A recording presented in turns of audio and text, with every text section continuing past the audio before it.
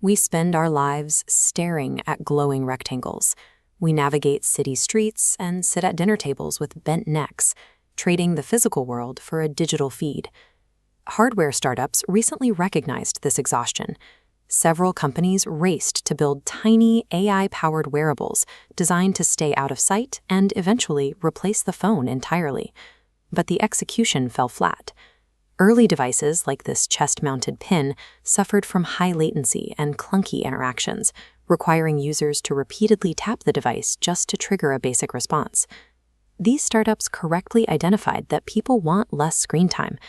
However, building an entirely independent computer from scratch created too much technical friction for reliable daily use.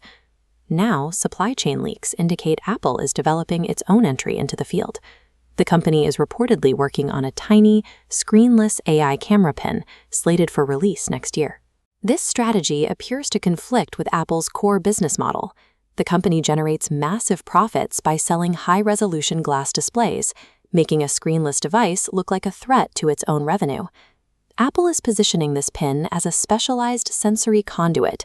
Instead of replacing the iPhone, the device feeds continuous environmental data into the existing ecosystem to change how we interact with information.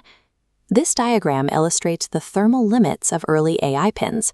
Packing a battery, antenna, and processor into a cracker-sized chassis causes overheating and rapid power drain.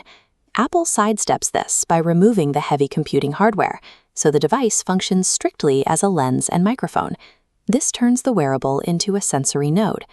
A node is a connection point in a network that simply receives and transmits data, allowing the device to watch what you see and listen to what you hear without needing to think for itself. Stripping away the computer allows the device to stay cool and lightweight.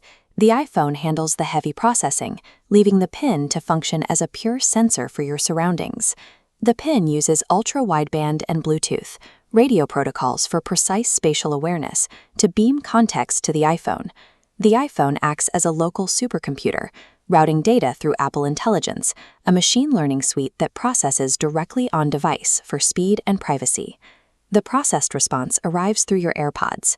By keeping the output purely auditory, Apple closes the information loop without requiring you to look at a screen.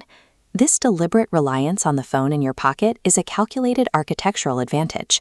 It allows the wearable to remain small and efficient while still accessing the full power of a modern processor.